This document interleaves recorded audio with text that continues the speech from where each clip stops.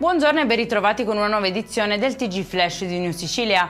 In apertura un banale diverbio tra vicini di casa è degenerato in un grave episodio di violenza a Francofonte, nel siracusano. A farne le spese è stato un uomo di 60 anni ferito da un coltello dalla donna che abita accanto. Il tutto si è consumato davanti a parenti e conoscenti.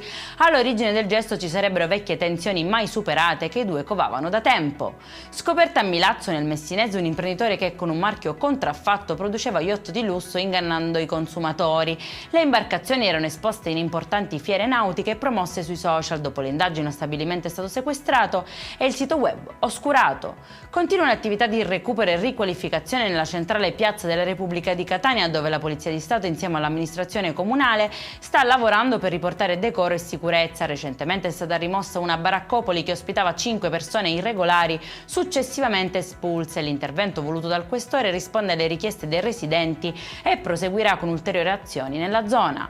Maxi operazione dei carabinieri nel centro storico di Palermo contro abusivismo e vendita illecita di alcolici. Sequestrati 5 carretti, 100 kg di arance e 60 bottiglie senza certificazioni. Accertate gravi violazioni sanitarie e norme sul commercio su suolo pubblico.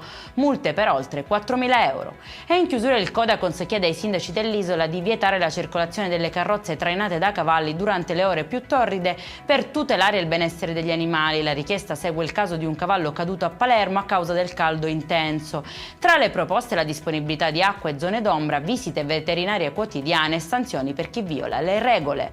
Per questa edizione è tutto, prossimo appuntamento alle 19:30. Buona giornata!